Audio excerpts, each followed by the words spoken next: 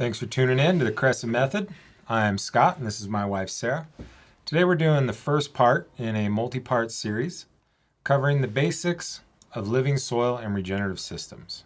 And this week, Sarah and I were talking about what this format was going to look like and what we felt like we needed to talk about. And I started gathering pictures of pots and soil and beds, and the wife is usually the voice of reason. She says, "Yo, fam, Got to start right here." got to start with the mindset." Yep. So, and she's totally right.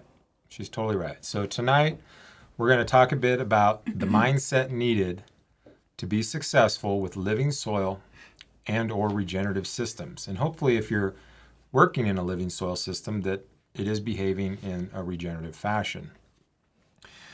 So I think, in one simple concept that is absolutely essential for living soil is the mindset of, are you trying to support living systems or are you trying to kill things? And I think there's been a long-running tendency of farmers of all type, being very afraid of losing their crops to pests, disease, molds. All these things are very real threats.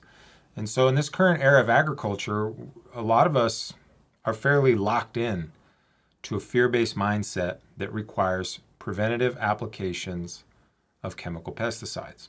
Fear-based mindset is rampant right now, I'd have to say. Yeah. It's been conditioned in us, really, to be afraid of things and have to kill it, and that's really the only way to get around it. So chemicals and more chemicals. And so just twisting and turning that into understanding how natural systems work and aligning with that is really one of the biggest shifts. And it's harder than you think because of the conditioning, because we don't necessarily, it's not something we're used to doing. We're not used to grabbing, we're used to grabbing a pesticide and just killing it and boom, the answer's just like that. With living systems, it can take a little longer. And it just takes a different mindset and shifting to aligning with the biology that supports the life that you want to see, that moves you out of the realm of the life you don't want to see. So weeds versus the crop you're trying to grow. So that shift is really difficult for people to make because typically we have to see something before we believe it, and so it's really difficult for us to have faith and trust that even though the science is there that supports it, that because we haven't seen it, our neighbors aren't doing it, we could be judged, we could be, because we won't have those immediate results, that maybe we're not managing our land the way that we should or managing our farms the way that we should. So it's just, it's a different mindset, and we have to be willing to kind of go against the grain and give science and nature a fair shake on this. So Yeah. And I think a lot of the, I guess we'll say, benefit I had in my journey through life was the things that I interacted with. So growing up, we raced everything possible. So we took a lot of data points. That data point empowered us to make decisions that led to great outcomes. And so coming from the racing world, we could avoid running into the wall by making sure we had a proper setup on our race car, which was based on documented evidence from our other trips to the track. And so when I came into cannabis cultivation, or really any activity I do in my life, I try to take a basic log along the way, because your memory doesn't really, it starts to blur, honestly. And so I think it's very important to have even a simple paper calendar. You'd be mind blown at how many farms I've been in my journey, from the 4-light back bedrooms to some of the largest cannabis farms on the planet. And a lot of cultivators don't even necessarily track what has been happening to this point. And if you're not tracking what you're doing and you don't know where you are, you're going to have a hard time knowing which direction you need to change in your course in order to get a different outcome. And so I feel very grateful from the upbringing that I had, both outside and inside of cannabis. So inside of cannabis, the people that I hung around with and learned to grow cannabis with, fear wasn't really an option. The people that I hung out with, really went for it, we'll say. And so in order to, run 100 lighters back in the day, you had to be able to fairly fearlessly go after that monster. I mean, I think just being a farmer itself, you got pretty big cojones as it is to do that. And most people, when they're a farmer, they're doing it for a reason. Typically, most farmers are passionate about what they do, and they put, stock into the way that they do it.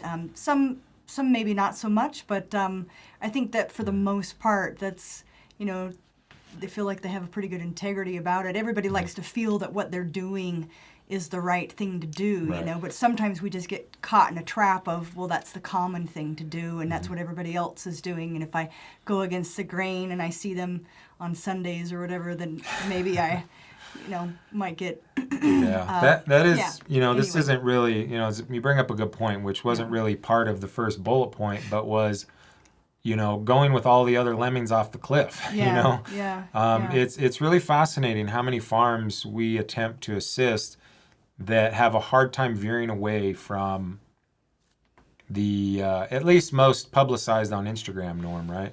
So back to the original point is, are you trying to support living systems or are you trying to kill things? And one of the biggest advantages in these regenerative organic living soil systems is being able to harness all the potential and capabilities and benefit that's provided to your plants through the biological soil communities. And I don't think most farmers think about it in those ways. They don't think, well, I'm trying to kill things, but a lot definitely do. They love killing shit. Well, okay, all right, I'll give you that. But they love killing weeds. They love killing pests and disease and all this stuff. I'll give you that. But I mean, like, I don't know that I don't know. Anyway, so I know, you're right. They do love to kill some things, but it's just like there's another way. There's another way. That's all we're saying is there's another way we can shift out of it, and more of the same is not going to lead us out of. It's just going to get more of the same demise and bullshit. And to be fair, I think, we've been kind of championing for, honestly, several years now. It's fairly new to a lot of people, but, we've been championing the concept of spraying to heal, not spraying to kill. And that sounds kind of corny off the bat to some people if you don't really understand what we mean by that. And so how we got to that path was in the early years of regulated cannabis, there was 63 pesticides that you could no longer use. And so there was a tremendous motivation for the people that were involved in that time period to figure out how to at least not have a detect on the test. There was a small group of us that took the kind of calculated nutritional stance. Most farmers today still just spray things that aren't going to cause a detect. Citric acids, ionized water, but still, with that mindset, you're still not necessarily supporting living systems, and you get the greatest benefit out of this cultivation style when you are taking into account all the biological living things that are in this system. And what can I do from an environmental standpoint? What can I do from what we call a cultural practice, which is the activities you do in your farm or cultivation space? And well, I mean, I think the thing that most people need to ask themselves is, if you are one of those that likes to spray something like a knockback, like that makes you feel good, like you're preventing something or whatever, is it going to be possible for you to realistically spray something that's nutritional instead of something that's going to kill something? Is that an avenue you're going to allow to happen in your grow? Because if you can't allow that to happen, then you're going to have a very limited success with living soil. I'm just going to say that right now. And that is why we use the strategy that we do, because nutrition, I mean, everything that we do about this is to honor the intelligence that's within the plant. And so we know that the plant has the capability of being at the highest health that can actually not bring about pests and disease, and and the same with the soil. And so if you understand those principles, and then you have to it's beyond understanding the principles. It's can you psychologically stop reaching for that pesticide or that knockdown? You know what I mean? It's not that we never use a knockdown. We definitely do, especially in transition if we need to. But we literally transition out of that. The goal is to transition so that we don't need that farming like there are no pesticides. Right. Eventually. So that's that mindset. Can you stop if you're always, if you've trained yourself to do that and that gives you the insurance to sleep at night, can you not do that? Is that possible? If you knew, if you could tell yourself and you could study and and you can trust that nutrition will do the same effect, and if there was something to show up, then you can knock it back but then re-correct the cause.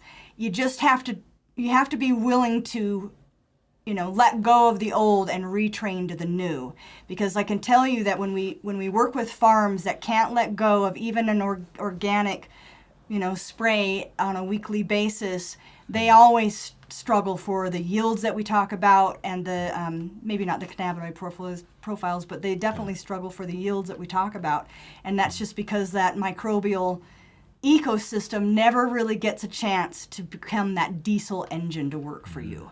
It just always is being knocked back. So it's just it's a mindset shift, and I think we have to be really honest. I mean, now is the time in history where we really have to be honest with ourselves and go, okay, I've tried this living soil. I still am reaching for that knockback spray. That's what everybody's doing, or that's what I'm familiar with, or maybe both. Is it going to be possible? And then maybe I'm still struggling to have pests and something like that.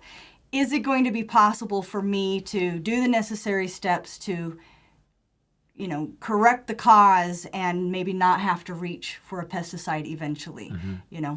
So let's maybe talk a little bit about how we manage pests from a supporting life standpoint, and kind of what that journey was like. So when I first became, fully qualified to work at the large commercial scale, and for me, it really kind of catalyzed after going through Dr. Lane's course, because that gave me a measurable tool to dissect the organic cultivation space, and that's what I was hired to do.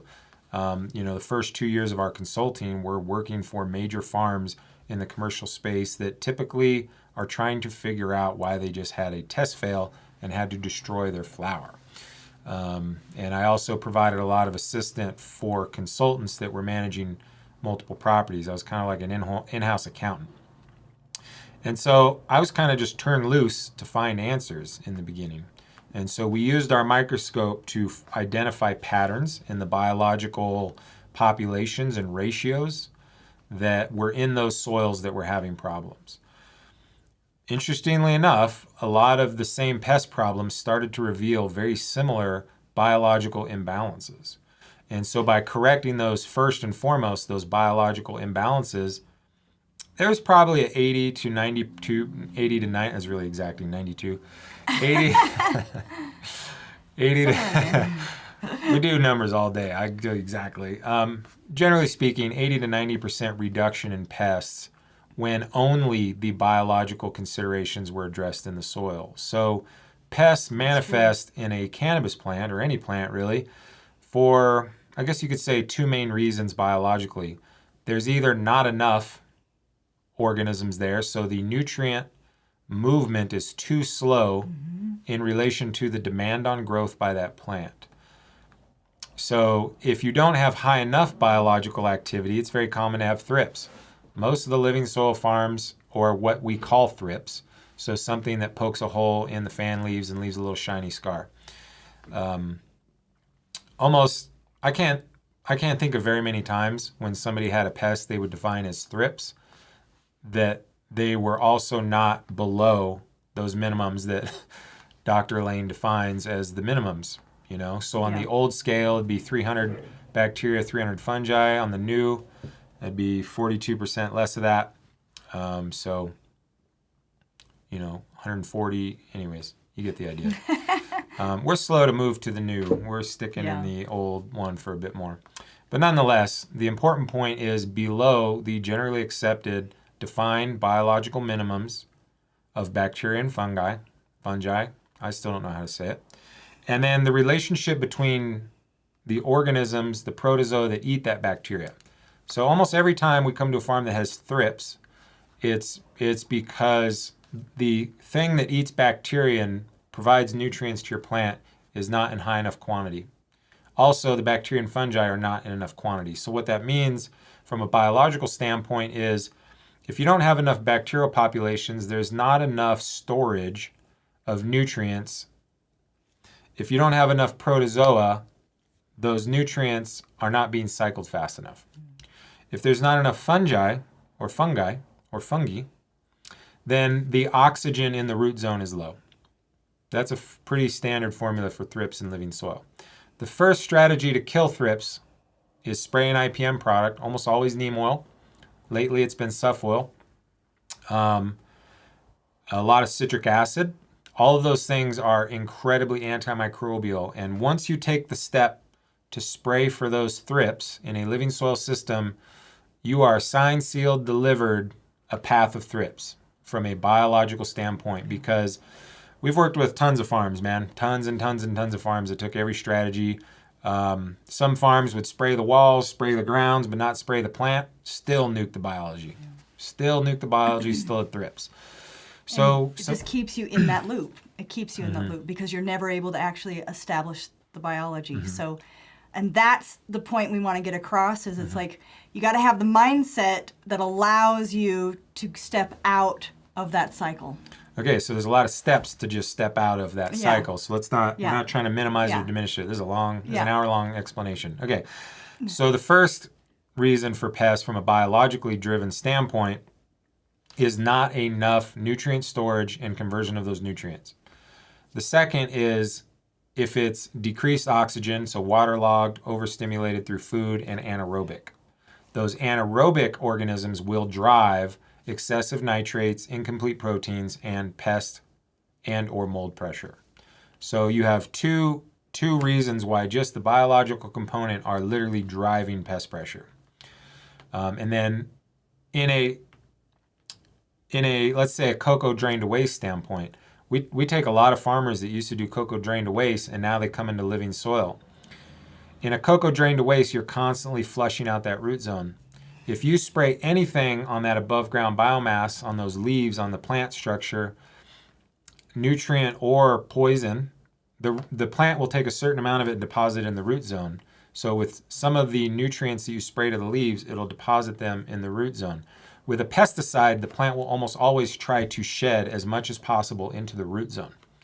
And so in a cocoa, hydro, slab, hydroton, anything where you're draining to waste, you can spray that plant with more pesticides because you're unknowingly assisting the plant in flushing it out of his body.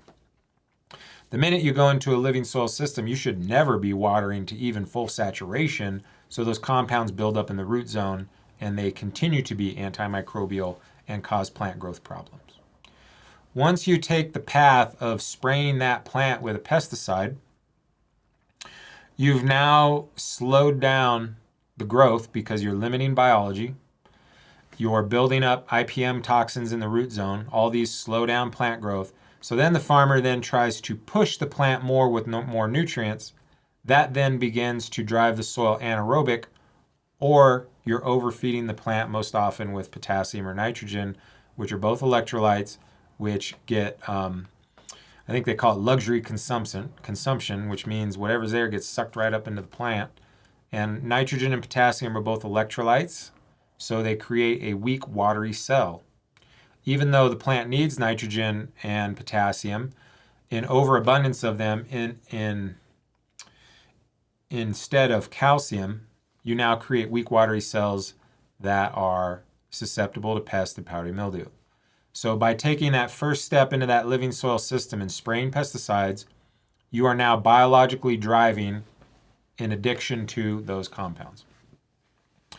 And we measure it every single day and have done it across millions and millions of square feet of cannabis. So that's the biological aspect. So how do we support the biological aspect and support the soil system as a living system to then hopefully navigate away from the needs for pest and control measures? Well, first off, you do have to. I mean, you've got a cash crop, right? You're interested in getting this crop off, so it can be appropriate to use the least caustic but most effective product that we can. So sometimes maybe that is neem. Maybe it is something else. Not that we're advocating for it. What we're trying to say is that when you are transitioning, both in mindset and in biology, you have to use the appropriate tool at the effective dose to enable that transition, coupled with the change in steps needed to literally move it into a different zone, into a healthy biological zone. So being able to assess what that means for your context, whether it be backing off on watering or maybe watering more. Maybe it is sometimes with a biological issue, there often is a nutrient issue as well. Just can be from the biological upside down, especially in overwatering soils, just with the microbial profile being upside down. You can get a nutrient issue. So you need to be able to assess what's happening in the soil with labs. You need to be able to, I know a lot of people don't really want to do that just because it costs money. But when you're trying to learn a new system, it's to your advantage to utilize the tools that train your intuition into the new mindset, into the new style of growing. So use them strategically, use them to your advantage to teach you what needs to be the next steps to move out of that so that you don't have to continue to use a knockback. So it's just using the living soil tools that can guide you while transitioning out of. And so if you do a knockback, make sure you put your troops back into the soil, and that that your troops are there because they've been quantified. So those kinds of things are very important in marrying the psychological with the tools that help you actually achieve the change that you're after. So functionally, how that looks is we do that through timing. So if a knockdown spray is needed. And we do occasionally use azadirachtin-based products. We don't use straight neem oil. We do use certain extracts that have azadirachtin in them. They do work well with the aphids. But you have to understand that that's going to damn near completely sterilize that soil. So you have to also be prepared to re-inoculate that soil so that after you knock everything back to a parking lot, biologically speaking, which you will, which your plant is not growing in the ecological succession of a parking lot or bare rock or even early successional grasses. So when you spray an IPM product, you're knocking that soil biologically backwards in its evolution. And the plant that you're currently growing needs way more than that from a biological support standpoint. So you have to make the knockdown, and then you have to immediately inoculate. And then you need to maintain that inoculation for at least 7 to 10 days without spraying again. So I've gone on this rant before. I'll save you the rant, but I came in before everybody thought it was cool to just spray poison every week. So I never got on board with that. I'm never going to get on board with that. But to be fair, if you're following most common trends or most readily accessible information, most of that does create bugs quite well. Most of it's from a misunderstanding of what's happening with the biological systems or what needs to happen with the biological systems. It used to be damn near impossible to come into contact with really quality biological information with regards to agricultural systems. The Soil Food Web School has been straight pumping people out for the last couple years, so it's a lot more accessible. So that's pretty cool to see. But to be fair, I damn near had to climb to the mountain to talk to Babaji just to get the information back in 2012. Like, it was not available on the internet. It was not available in forums. It was not available really anywhere. And you couldn't even get it in a 4-day workshop. A lot of people I know along my journey went to a 4-day soil food web workshop and thought they got it. It took me a year and a half of really diving into this stuff to really functionally understand the complexity of it, and it is quite diverse. So at least try to find somebody. There's a lot of students, maybe try to reach out through social media, get a couple free samples. If you're a commercial farm, we haven't had one situation where a commercial farm of any size, if you have to pay that electric bill with that plant material, I would call you a commercial farm.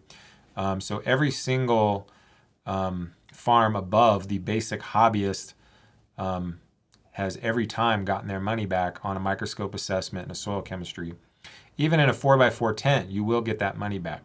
So in results and output and performance and lack of pain. So a lot of especially in the commercial regulated space, all of the compounds that you can use to go after pests or disease are very expensive.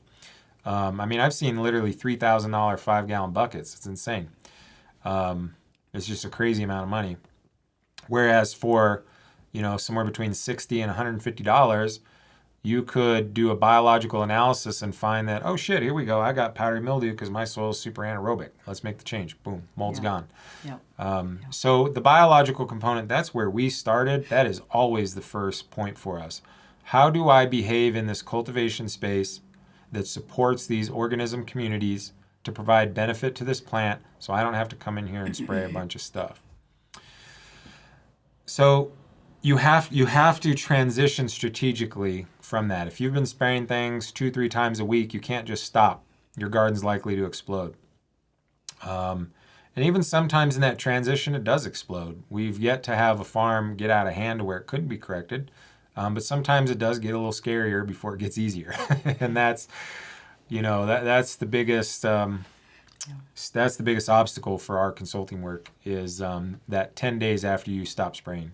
Yeah, you certainly can't stop and then not do anything else. Mm-hmm. Like you have to, if you're going to try to transition, you're going to have to try to change those components that are leading to that to allow that transition. Mm-hmm. So. And you can't just pull IPM products away, right? So we have to address the biology, especially in a living soil system. In any cultivation system, whether it's hydroponics or living soil, we've worked with hundreds of farms, some micro, some famous. And I can only think of a handful of farms that when we came on, had the balance understood, So, a large majority of the farming community, whether that's corn or grapes or cannabis, almost nobody really knows statistically what the soil chemistry balance should look like. What should the balance of what I'm fertilizing with look like? What's the balance of the foliar nutrition I'm applying? And for me, that was one of the more difficult journeys, the nutritional balance of it. It took me a long time to figure out where the information was for soil balancing. It took me a year and a half to get good at soil balancing. I now teach classes on soil balancing. The other aspect of it was, we definitely had to climb a mountain to figure that one out. The information is just not around. So to be fair, and that's why I went on this journey. That's my role. My role was to find the why, find the math, and bring it back to the farmers. And that's what we do. So for the everyday farmer, it's damn near impossible to come into contact with what an appropriate nutritional balance of things you apply to the soil and things that you apply through a fertilization strategy, whether that's salt-based or organic-based. The information that was available when we started this journey was mostly university research that's in a hydroponic environment. I think one of the biggest issues of the living soil world right now is we're getting a whole lot of hydroponic mindset and values being forced into the system, and it's not the same game. So, in the context of hydroponics, you run into an issue with the balance of calcium and potassium because of how water chemistry works. So if you take a rock wool slab and you run your calcium higher than your potassium in hydroponics, you're going to have significant water chemistry issues and the behavior of calcium and potassium and how those get inside the plant. So 99.99999% of the hydroponic recipes have calcium below potassium, sometimes half of potassium. Usually it's somewhere between 20 and 40% below potassium. If you're not managing water content, so a new rage right now in the market is the Trollmaster, the Arroyo, GrowLink. There's a couple others that are now for the first time really widespread application of measuring the moisture content of your media. They call it water content. And so one of the things we used to do is teach hydroponic growers how to manage the moisture in their rock wool cube so that they could run higher calcium levels. If you go to a Dutch greenhouse that grows bell peppers and you tell them that the cannabis industry and hydroponics doesn't measure water content, they laugh so hard. It's just fascinating how that tool didn't connect with most of the cannabis industry for using rock wool. That whole rant is to say that how the hydroponic cannabis grower that did not have access to water content meters, that was under the consequence of water chemistry, found better results with higher potassium and higher phosphorus. Something about water chemistry and the uptake of calcium and potassium and the other nutrients, when phosphorus and potassium are higher, you have more stability in that rock wool cube under an imbalance of moisture in your media. I said all that to say this. Those numbers are in living soil and it's completely inappropriate, right?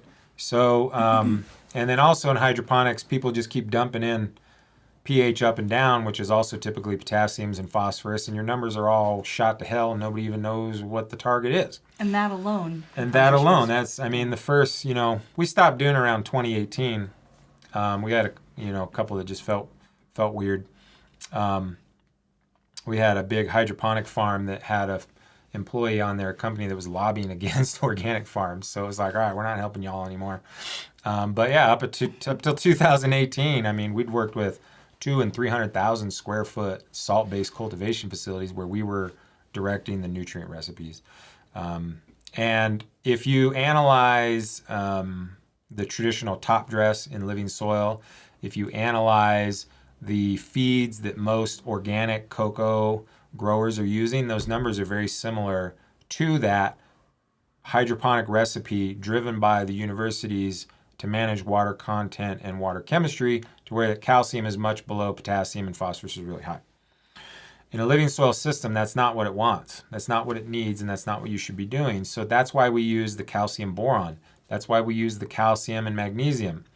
If you balance the ratio between calcium and magnesium and bring calcium up to the level that it should be, and you bring calcium higher than potassium, you will build that underlaying, that, like a brick building. So if you're building a brick building, you need every one of those layers of bricks to have structural integrity and strength. If you mess up the ratio between concrete and water in some of those layers, you've now created a vulnerability in that building that takes away from the structural integrity. Your plant is the same exact way. So if you load the living daylights out of that plant with calcium in the beginning, in that vegetative phase, those leaves were built with so much calcium, they're very resilient, and a lot of those leaves continue on into flower. So the biggest obstacle that farmers have is once you get into flower, you can't spray stuff. But go into your grow room and look how many leaves are on that plant in the late flower that were from veg. And so if you created those early leaves with a disproportionate amount of potassium and not enough calcium, they will be weak, watering, vulnerable the entire journey. So the way that you build resilience into the flowering phase is to build resilience in the vegetative phase. And those leaves maintain that levels of calcium, which is an immobile nutrient, it's not being moved around, is there. So there's a tremendous obstacle for most farmers based on the numerical targets you're being sent toward, whether you know it or not, or whether if you've researched it or not, they lead to vulnerable plants, plain and simple. So the balance of nutrients is extremely important. So you can't just pull away IPM products and still maintain dysfunctional feed strategies. That's right. You can't pull away IPM products and maintain a soil amendment top dress practice that leads to calcium well below 60% base saturation, magnesium well above 20% base saturation, and potassium somewhere between 12 and I've seen as high as like 32%. Those are completely dysfunctional numbers that come from most of the dry top dress products. I'm not crapping on any one brand. They all hit you to the same targets. Extremely dysfunctional in calcium, way too high in magnesium, and way too high in potassium. That is a formal recipe for a quality killer, a yield killer, and uncontrollable mite pressure in the cannabis plant. And I don't even know that it's intentional. You know, I like to get on my systems rigs rants. I don't even know I think that's an ignorance phenomenon. We just need more people educated in what the correct targets are, and we need more people looking for these targets, would be my advice, personally. And so I guess that's a good segue to soil chemistry. You need to, it doesn't really, it's not necessarily supportive of the original statement of supporting living systems, but I guess it kind of is. But nonetheless, you can't pull IPM products out until you correct soil chemistry. You will not. We do all of those things. We correct soil chemistry, we correct biology, and we correct the ratio of the feed, whatever that may be. And yeah, what I was just saying about balance, that applies to every cultivation strategy. So the reason why this like whole crop steering trend is so effective, because most of these people are also running something that manages water content in their cocoa or their rock wool. That's what's allowing them to run these drybacks, right? So there has to be some sort of device involved that's telling you water content so you can manipulate these values. All the guys I came up with, there was no water content meters in the valley. There's no water content meters in San Diego. Most guys just like squeezed them. So, and we don't, like I said, we don't do it anymore. But we used to, we've taught 200,000 square foot rock wool growing superhero projects paid for by rappers. And we've taught them how to use their tap water to build fertility and then keep calcium above potassium and manage the water content to lessen the need for systemic fungicides that they used to use in the trap. So we've done that. And the numbers are fairly the same. Most of the feed recipes that I analyze on the start of a project are very similar to a hydroponic recipe. So you need to balance those feeds strategically to the context of what you're doing, which is living soil. And even if you're in hydro or soilless media, you should still be managing that water content and get calcium up in veg. But the consequence of not managing the water content in any sort of soilless media, if you go above calcium, you have little spindly plants, right? So all these factors of experience have led towards where we've gotten numerically and where we need to go to move away from these problems. So, what do you got? Not testing soil is like practicing archery in the dark. I've been doing soil chemistry analysis since like early 2018, we'll say, so about 4 years now.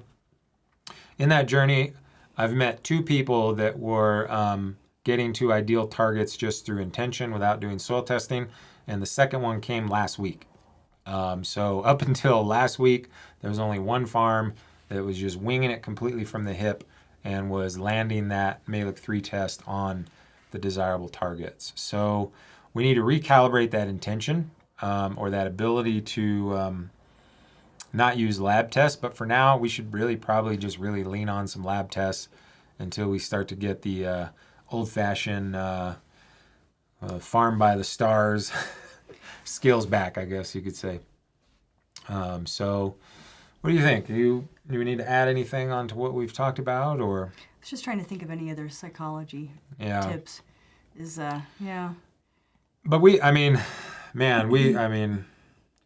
it's always completely inappropriate to talk about specific projects live, so I can't talk about specific projects. But we've tracked farms for over a year, and they never got the biology up because they never were able to stop spraying neem or stop spraying whatever. Um, Stop and using certain products. But when a farmer does, in 10 days you'll have much better numbers. In 14 days you should have good numbers. And if you maintain that, you have great numbers. And the pests do really start to significantly lessen. And I realize to a lot of people that have really gone to war with bugs, that can almost be offensive, I guess you could say. Yep. But you got to get the math right. You got to do the soil chemistry. You got to support living systems. So what does support living systems mean? We need to provide an appropriate dose of nutrition, right? So the difference between a medicine and a poison is dosage. So like fish hydrolysate, for example, it's really common, old school technique to use somewhere between 40 and 60 milliliters of fish per gallon of feed. Some guys go all the way up to 100 milliliters per gallon. Based on the microscope assessment, like 15 is more appropriate, right? So by grossly over applying, even a beneficial fertilizer is not supportive of life because it causes that system to break itself down. Well, and you get an excess of nitrogen, and that leads to aphids. Yeah. Aphids is, I really like trends and I really like patterns. Sometimes I'm not so good relating to humans, but man, you give me a good pattern. Whew. But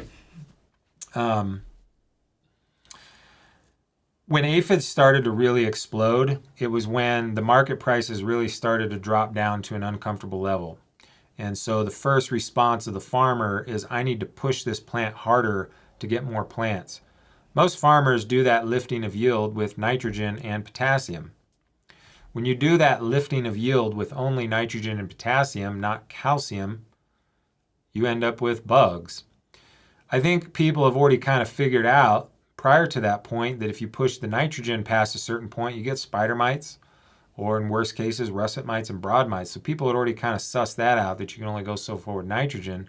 So people started pushing the potassium higher and higher. Pretty much every time we see aphids, there's also excessive potassium, either in the feed that they're doing or in the soil chemistry, or both, honestly. So in order to lessen aphid pressure, for example, which is kind of really popular for the last couple of years, there's at least a biological component to it, but you need to figure out a more appropriate ratio between calcium and potassium in your feeding strategy. So that's really common. We're getting, like I said, as more people come from other hydroponic, coco coir, drain to waste strategies, and they move into the living soil space, they start to advise really hydroponic based ratios, which will give you aphids straight up. So generally speaking, more calcium, but not calcium chloride. That's why we use calcium boron. That's the safest way. If you're a K&F garden that's battling mites, cal boron knocks that shit out, because there's such a lack in calcium in that system. So that's how we approach it. We correct that calcium to magnesium ratio. We bring calcium up to the level it needs to be, put potassium in an appropriate ratio to calcium, and then as you move later into flower, you can bring that potassium above the calcium. So what other aspects of psychology do we feel like people need to be prepared for when they transition or to be successful in living soil? Man, it's just, not trying to solve problems through force, right? And I'm guilty of that. I'm a big Scandinavian Viking pilgrim slash and burn colonizing genetic MRFer. And so my natural tendency is like, bow, So, you got to Masanobu that shit. You got to spread some straw, sit down, put a piece in your mouth, and just chill out, right? I was talking with a guy today that's actually a Soul Food Web advisor, that's doing a market garden, and in the center walkways is more Albrecht balance than where they're farming, because we're messing with it so much, So navigating the farmer through that is really tricky. We had it happen here at our market garden. Our market garden here, nobody would say this is where I'm going to put my plants because it's just an empty dirt field, and So the guy did exactly what every single gardener on the planet would probably do. They brought in compost, they brought in wood chips. When we did an analysis of the compost layer, it was absolutely atrocious and actually not suitable to growing plants, and all the plants kind of died. Farmer gave up, moved to chickens. And the kind of raggedy looking dirt driveway was like primo balanced for big yield, really. So, but I think the other thing that, well, I mean, I'm obviously a female voice in this, so for me, it's the question that I ask myself, just as I'm moving through a garden, is what can I do to ensure that I'm supporting these microbes in their establishment, in their proliferation? Because if I can support them, they do the work for me. They do all that work for me and all that heavy lifting, and I get the results that I want when I support them. So being willing to ask that question and do what it takes to do that, I think is maybe a feminine way of looking at it, the nursing way of looking at that, is how can I support this life? right.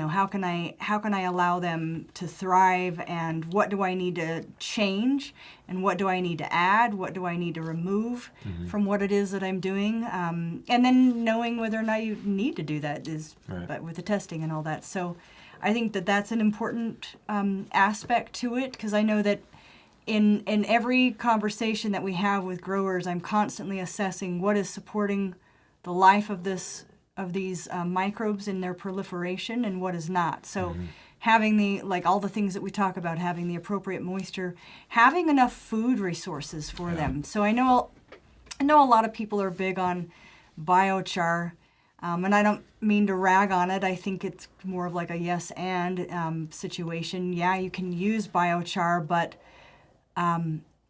it's not providing nutrition. It's not providing nutrition, and it's not allowing them. I mean, who cares about a house if you can't eat? You know what I mean? You have to be able to eat. You have to have an energy in the system, whether that comes from cover cropping because you're out in fields and using those appropriately, and those become your food resources, or if you're in an indoor or greenhouse environment where you're using nutrients, you have to be able to feed them food resources that they respond to and don't knock them back in numbers and allow them to proliferate without overstimulating them. So all of those things just come with looking at them and assessing it. That's how we've dialed all this in, is we let them tell the story. And they will rat you out. They will rat you out. They will tell us definitely what is going on, whether you're telling us or not. So, The cool part about the microscope is we don't need you to tell us that you're spraying IPM. To get a wife way out of my league. Yeah. So that's exactly what I did. That's exactly what I did, David. Yeah. So what does that look like, right? So if we're currently battling a pest problem, how do we switch to a supportive mindset? Yeah. The way I would do that is, first and foremost, if you've been spraying IPM, it's very likely biology is really low. You don't really need to send me a sample to tell you that it's out of balance. Yeah. It could be anaerobic, which would be interesting to know. We always establish a baseline. It's really important to know where you're at so you can know where you're going. Well, it will tell you why, the likely cause of the imbalance by who shows up. So you need to give a break in the IPM to establish biology, or you need to time the biology with your IPM so you're putting it back after you wipe everything out. A lot of people are using oils lately. Sulfol X, for example, is really popular now. I'm still not sure how so many organic growers were convinced by a Syngenta employee to bathe in this shit. Like, come on, y'all, get with it. And it can be absolutely appropriate in some context. So we're not trying to throw the baby out with the bathwater. No, it's a knockdown. But most farmers that I talk to use it multiple times a week. I'm the guy that reads the label. In the label it says, do not apply more than one time per week. You will clog stomata. So if you're using a horticultural oil, whether that's any of the horticultural oils, Sulfol is the most popular right now. If you're spraying that on there, you're leaving a film of oil that is plugging the natural respiration system of that plant, which allows it to exchange carbon dioxide with the air to survive intense lights, and also to bring in nutrition through that leaf. So if you're going to use a horticultural oil, you also need to put something on that leaf that's likely to digest it. So if you're going to use something like suff oil, that's something I use one time. Yeah. Maybe. One time as a knockdown, but then you're going to want to immediately put some sort of biological product on that leaf surface to then digest that horticultural oil so that the plant can then breathe essentially correctly. So thinking about what is this pesticide choice going to do negatively? Every one of them does something negative. Even the ionized water.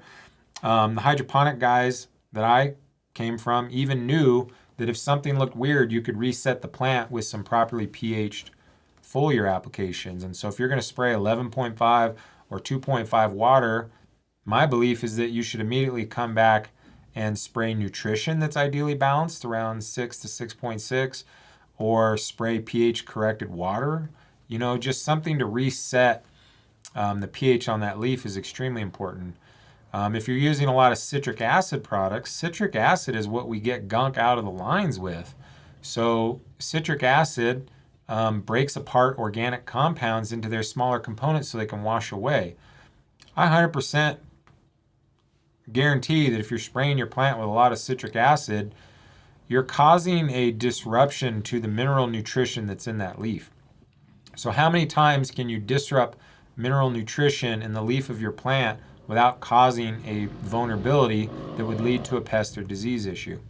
So we need to be very strategic about what we use and when we use it, and then we need to understand the damage that's caused to the plant by that choice and provide something that then supports it. The path, I kind of stumbled onto this like a pig on a truffle. I'm not saying like this was like, some sort of like romantic process. I just came into the commercial space and said, we can't spray any of this crap anymore. Let's try and spray nutrition. The videos I watched from Dr. Arden Anderson would say, if you're going to put down an herbicide, at least give it a little bit of sugar, spoonful of sugar. Spoonful of sugar. Yeah. So in the case of large scale agriculture, if you put down an herbicide with sugar, you can use half. There's actually some really interesting experimentation going on with adding compost tea and compost extract to that herbicide, and they use way less, which is kind of fascinating. One up, one down mindset. Again, it's that effective dose. So right. What is the minimum effective dose I need to actually, if I'm going to do this, it's going to kill, what's that minimum effective dose? And what's my sugar? So the way that I would approach it, if I needed to use suff oil or a horticultural oil or something like that that's going to leave a film, I would use that product as I need to. I would know that I'm going to need to re-inoculate that soil because that is an oil that also kills soil organisms. And then I'm going to provide the sugar, right? So I'm going to put something on that leaf surface that digests the oil, and I'm going to provide nutrition. So I build a full fertility recipe of calcium, magnesium, potassium, trace minerals, phosphorus. I make a balanced spray that is somewhere around 6 to 6.6 pH, and I put some bacterial product in that. So we use BioNutri. We use the, which is a product on our CGG distro website. So I would make up a combination of our CalMag, our CalBoron, some good trace minerals, the Organics Alive powders, and something with bacteria in it to then provide nutrition for the damage I just caused and to hopefully chew up those petrochemicals that I just put on my living soil plant, So we did just release our compost tea too. We did, yeah. So that's available. That took a while, yeah. So we do, I'm really bad at that part. I kind of not that good at I'm not good at this part, but here we go. We're going to pause while Scott evolves live to connect you with where these things are that he's talking about. Our preferred biological product to put on a leaf is called BioNutri. The label's fairly boring. It's meant for large-scale agriculture, and it's a custom amendment. So there's actually 23 species of nitrogen fixers, bacillus, things like that. Yeah. If you just want bacteria. Yeah, if you just want bacteria. Yeah, if you want the full scope, then do the tea. Yep. And then And then, sorry, I don't know how to do this. Struggling. There you go. Oh, interesting. Oh, interesting. I didn't know that. Wasn't aware of that. Yeah, the Soilscape Solutions foliar is cool. You're talking about the Phyloscape? Yeah, it used to be called Phyloscape. I'm not sure if it's still sold that. Yeah, Sam did a great job at that. Those are, it looks like my little chemistry set. But I've talked to Sam personally about it, and he assures me that it's all amino acid organic chelates, and he's like me, very technically don't mess around kind of guy. So I don't have any reason to believe that he's lying to me. Either way, works well. I didn't know that they did Organics Live. That's cool. It's good to see old mentors following my trends. Come on, buddy. Let's do it. The original recipe of Phyloscape, I kind of veered from the original recipe, and then a couple years ago, they came out with a far more comprehensive recipe. I think the real advantage of that kit is it allows you to isolate the individual compounds, so you can be very strategic. We used to use a lot of Albion Multimineral. They just sold out last year.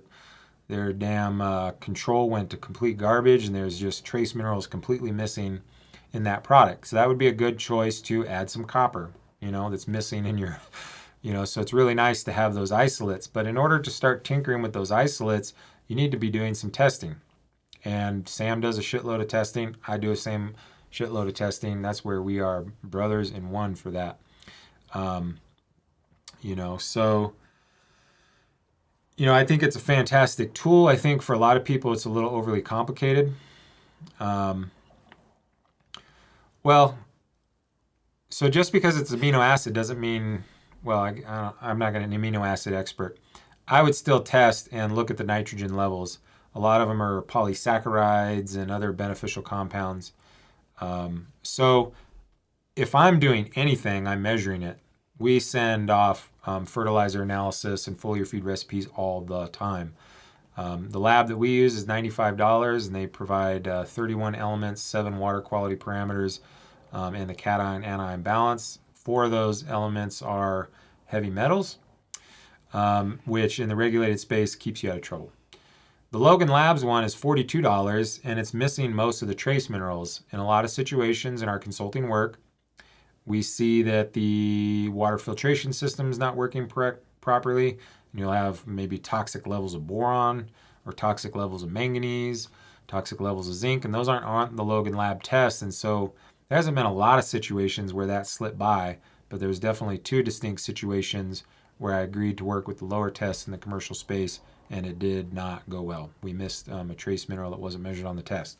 So I have a hard and fast rule that in my consulting, I only use the most comprehensive test. But for a small farmer, if you're using city tap water, it's not likely to have toxic levels of trace minerals in it. So you can get away, kind of with the Logan Lab test. But again, if you're using Albion Multimineral from the last year and you're missing copper and zinc and you don't know that, you're going to have a hard time identifying the original issue, which is lack of trace minerals, right? So one of the most lacking things in all of living soil is trace minerals. I've gone on this rant a lot, but the hydroponic farmers don't even know what the ratios are. They're just getting them in the base nutrients. Because if you are trying to grow in rock wool with RO water, you need boron, you need iron, you need manganese, you need copper, you need zinc. Some of them put molybdenum and cobalt in there. And most growers don't even know that they're in there or that the ratios are in there. If you go to Living Soil World, everybody thinks rock dust is this magical thing that provides the appropriate levels of iron, manganese, copper, and zinc, and that's completely not really true. So you need to be paying attention to the relationship between iron and manganese. You need to be paying attention to the relationship between boron and calcium. You need to be paying attention to at least the presence and relationships of copper and zinc. We recently started, not recently, in the last year or two, have been also doing a lot of balancing of molybdenum, cobalt, and selenium. Once they get below a 0.5 part per million on the Malick 3 test, most farmers start chasing phosphorus deficiencies and all kinds of other things. Turns out it's these other trace minerals that you need just a dash of. Everything's related. And, I guess I should be careful saying you should. I had a friend that said, I stop listening the minute you tell me I should do something. So if you're interested in having pest and mold-free cannabis, that would be something I would advise. Maybe that's a less volatile strategy for advising strangers through the internet. I don't know what these sound effects are. I gotta get them queued up so I get the right ones. So There was a comment earlier that I was going to try to keep going. this one, No. Keep going. you scroll. Doom doom doom doom doom doom doom doom doom doom doom doom doo doo doo. All right, so this is awesome. I'm so glad. I'm glad to hear that you're doing really well with using the method. No pest pressure. Love that. Yeah, David is a Mendo Humboldt guy that is not going to get stuck in the tar pits, and he is going to survive, and he is not effing around.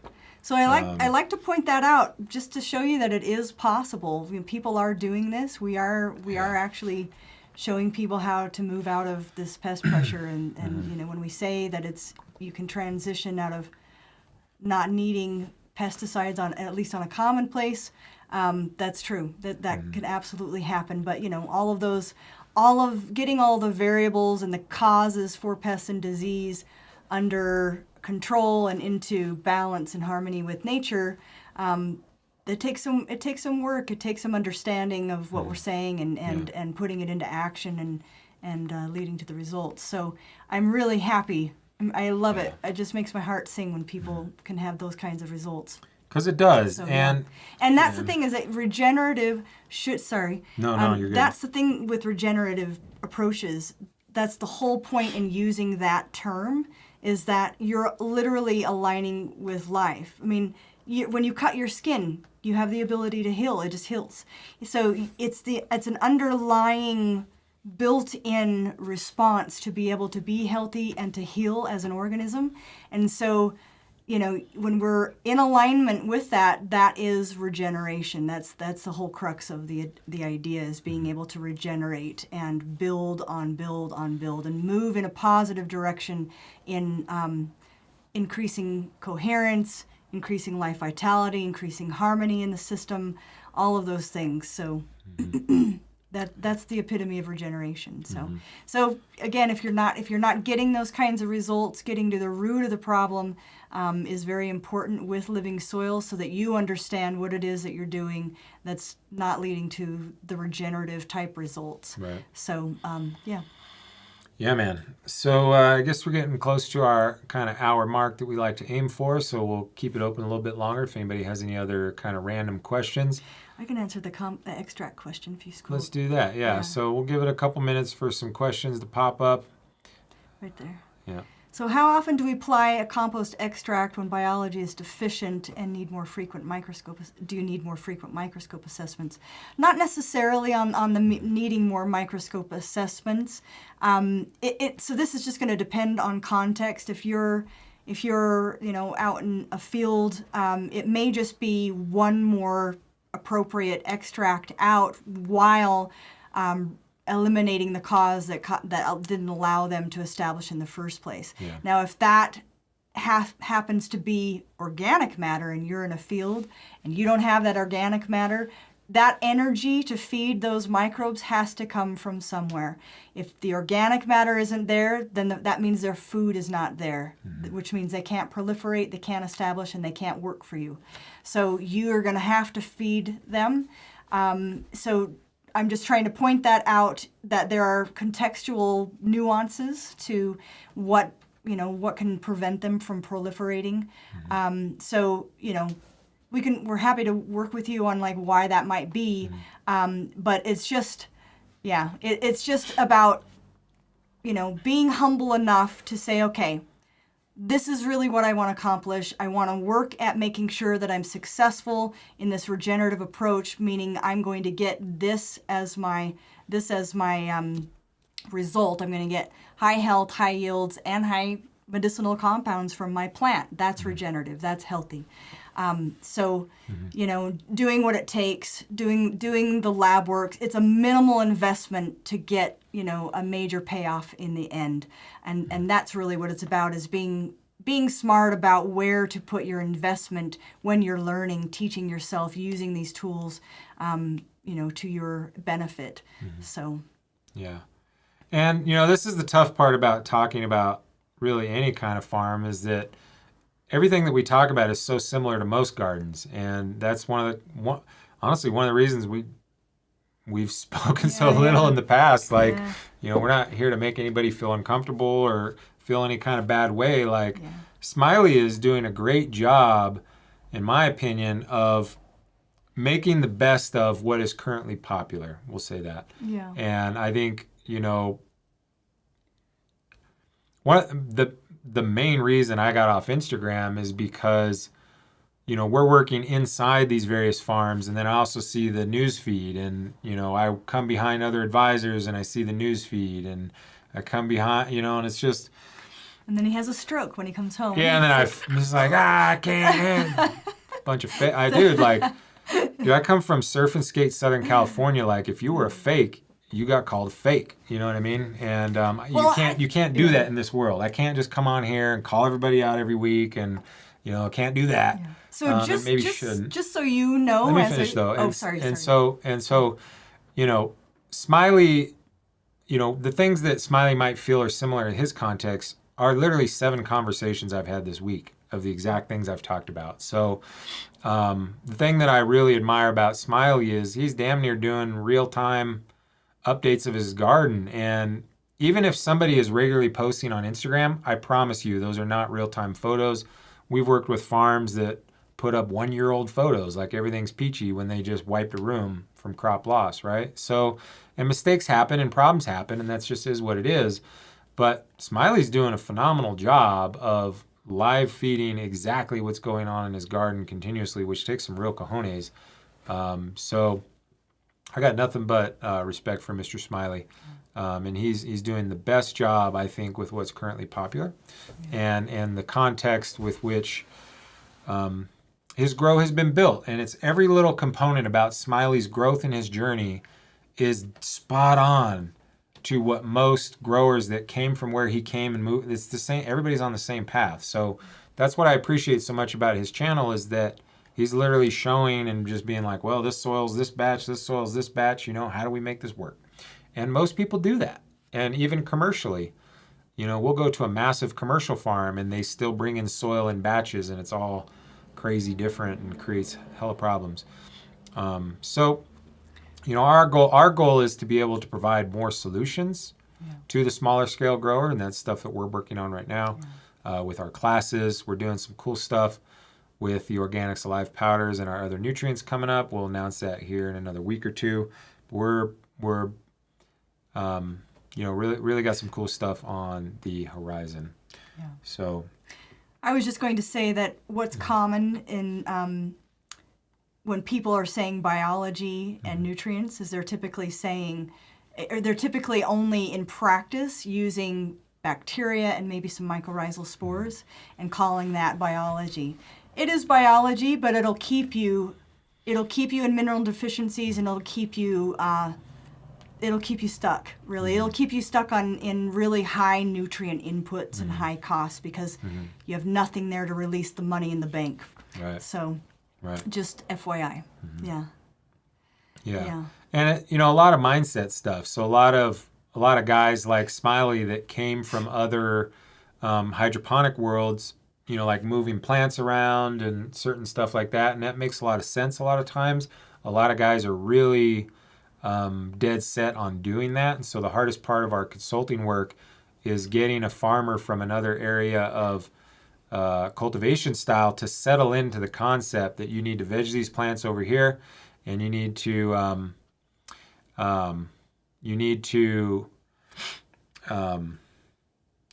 put those plants into the flowering zone and let them stay. So I will just mention that. I guess we're wrapping up. So last time when we were here, we were talking about our book, because we were talking about food last time, and it's this book, What Your Food Ate. Yeah, girl. So, that's getting a little blurry. It's hard to do. Anyway, I think they can read it. So it's by David Montgomery and Ann B. Clay.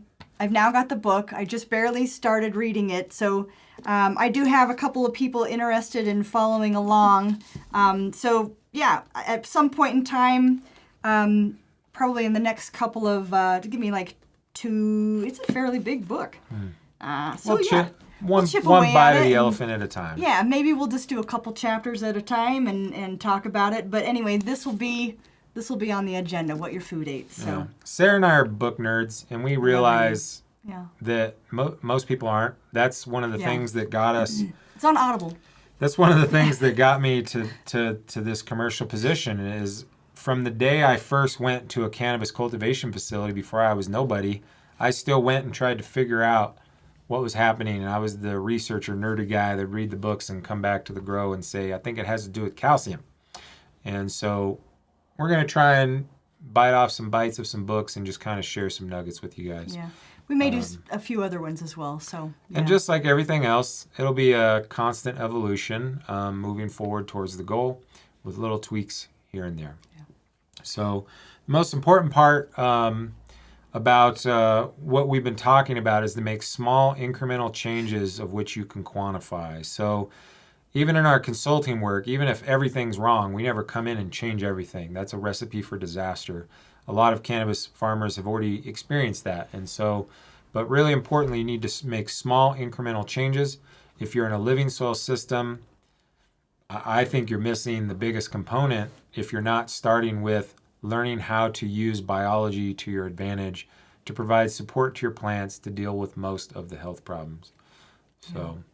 Yeah, and I guess that is the final piece of it is making sure that, we're here to transition to a new way of doing things that aligns with nature and is going to lead to the change that we want to see in the world.